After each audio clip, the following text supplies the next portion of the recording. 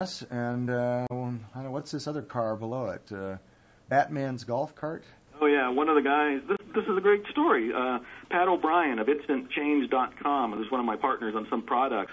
This is the guy who was driving a beat-up pickup truck that had 250,000 miles on it. He was a struggling musician, really wrestling with self-esteem, with poverty, with accepting money into his life. He had to really come to grips with the idea that he could have a new car. Now, for him to allow a new car into his life, he chose a Ski-On, which is what there's a picture of there. And, of course, when he got it, he absolutely loves it, and he called it Batman's golf cart, which is a cute way of describing the darn thing. But you got to realize, for him to allow that car into his life was like, somebody else allowing a jet into their lives, to own a jet, for example. I mean, this was huge. It caused a deep transformation, and he had to change a lot of beliefs to allow it. So that's just one example. Somebody else wanted a sailboat. There was somebody else who wanted $50,000 in cash and got it. And, the list goes on and on. But I'm not trying to sell something. If people go to attract a new car and buy, that's wonderful, of course. I'm trying to use this to illustrate the process of marketing. I love everything that I'm selling on that website. I believe the people that end up going there are a match for it. So, of course, this is my sharing again. I believe they should buy it because it's going to make a difference in their lives. And all the principles in the website and in that course are the very things you and I have been touching on throughout this hour or so conversation. So attractanewcar.com is really a practical demonstration of how people can direct their mind in a way that attracts whatever they want. And that's the whole point. Because a lot of people will say, yeah, I'm learning the process of manifestation, or I've done a few books or whatever, but they're still broke.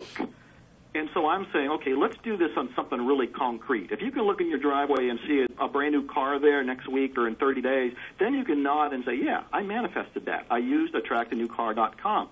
And if you can't do it, then you haven't mastered the system. So I'm just using manifesting a new car, attracting a new car, as a personal development exercise. It's not about the car. It's not about the car. It's about you and becoming conscious of your own inner power. Well, it's interesting that you're doing this, Joe, because the very first thing that I consciously decided to attract was a new car. I was 27 years old. I was selling real estate. I'd been selling real estate for maybe a year, and my real estate broker gave me the book Think and Grow Rich to read. And after I read it, I got very excited about it, because in that book, Napoleon Hill gives a pretty easy to follow, step-by-step way of creating whatever you want. And so I went to my real estate broker and said, well, what kind of a goal do you think I should set? And I thought he was going to say, sell X houses in X time or something like that, or a certain amount of money. But he was smarter than I thought he was, because he did the same thing that you're doing, which is very smart. He made it very tangible. He says, why not? Why don't you get a nice car? And at the time, I thought, well, that sounds very materialistic. I mean, it sounds, like, I should also get some two-tone shoes and plaid pants to go with the rest of my real estate salesman outfit or something. I mean, that's the idea. That's what I thought of real estate salesmen at the time, and I suppose there are some that are that way. But at any rate, that was the year, 1977, that the Cadillac Seville first came out, which was a smaller, more compact, sportier Cadillac. And so I decided I would get one of those in 6 months. And then I thought, okay, now what do I do? After I wrote down this goal, because I had no idea how to go about doing it. So the only thing I could think of doing was to go to the dealership and look at them. And I thought, well, what a lame first step, but it was the only thing I could think of. So I went to the dealership and I started looking at them.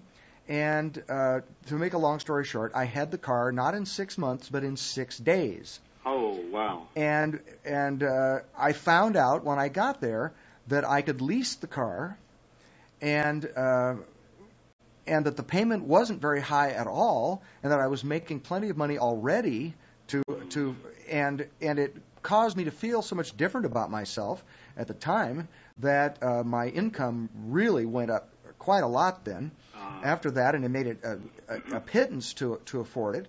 And so then I said, gosh, if this is amazing, this really works. Which is, of course, what you want people to say when they go to attractacar.com and do what you say. So then I set another goal that I would make. I don't even remember what it was. I think it was $7,500 in 30 days, which was a lot of money at the time. This was 1977 when that was probably $20,000 or so in today's money, maybe even a little more. But at any rate, I made exactly $20,000 in exactly the next 30 days, to the penny, which of course caused me to say, "What's wrong with you? Why did you only say 30,000 or 7,500?" Mm-hmm. You know. So, and then you can tell me if this ever happened to you, Joe. At a certain point, this was working so well that I began to think, I don't need to do anything to make this work. It just seemed so effortless that all the stuff was coming to me that I stopped all the stuff I was doing every day of writing down goals, thinking about them, asking myself, how am I going to do this, and so on. And then stuff stopped happening. Right. And then I had to say, okay, this really reinforced to me that there really was a strong connection between what I was doing inside my head and what was happening.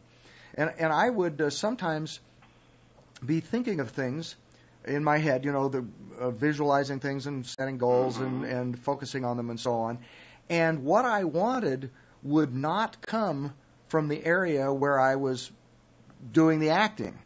It would come somewhere else. I was going out, like as a real estate, I was going out knocking on doors or something to try to get real estate listings. And I was getting lots of listings, but not from the knocking on doors. So I stopped knocking on doors and stopped thinking about it, and I stopped getting listings from other places. And so I also realized that it may not happen in the way you think it will happen, and to be open to it happening in whatever way it happens. So that was one of the big learning experiences for me, is to be open to be surprised.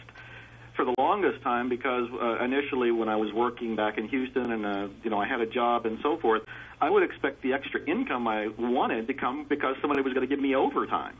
And I had to learn to let go of my expectations, because that was coming from my ego. My ego knew what my past was. It knew what my perceived capabilities were. It knew what the avenues of income based on the past were supposed to be.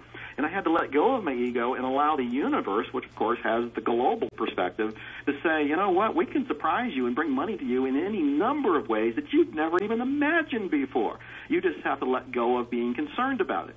And that was a tough one, because I had to trust, which is another big issue for most people. It's like step 5 in the attractor factor is about trusting, is about letting go, it's about going with this whole process. And what I have found is that at this stage of my life, I am amazed at where the money comes from, how much comes in, and the level of wealth that is there. There does not seem to be a sky is the limit type of thing, because even the sky is a limit. We seem to be able to go far beyond it, and I have no idea what the limits are. As long as we take the limits off of our own brain, our own belief system, it can come to us in any number of ways that we've never imagined before. Certainly could come from the old routes that they came into our lives before, but as long as we're open, it could come in surprising ways. And that was one that I had to wrestle with. And then the other part that you had mentioned a little bit earlier was about when you stopped, that a lot of this stopped. And I have found that, yes, when I stopped focusing on what I wanted and stopped declaring goals and stopped spending time visualizing or nebulizing or feeling what it would like to have the things I wanted, it seemed to slow down to a kind of an automatic pilot level. So in other words, if I've already raised my prosperity IQ, if you will, then I will continue to bring in that amount of money for that level. But if I wanted to raise the level, then I had to consciously do something. That's where I wrote out a vision, or I had to write my goal, or I had to do some of the things you were talking about. So I found that I have to keep doing it, and it's not a have to in a negative way. It's a have to in a fun way. It's almost like writing out a Christmas list, saying, wow, universe, I'd really like to have this and this and this, and I'd really like to experience this and this and this. And it'd be really cool if you can bring it by this and this and this. Then it's just fun. It's placing my order with the universe, kind of depositing it in through the mental bank, so to speak, and then acting on my hunches and paying attention to the opportunities and acting on them when they show up, and being dazzled and surprised as it all unfolds. It's a wonderful process. And I want to insert something here that we sort of talked about right at the very beginning, and I find that this is, it at least appears to be ironic. I don't think it really is ironic, but it appears to be ironic, especially to someone who isn't really creating much success in their life.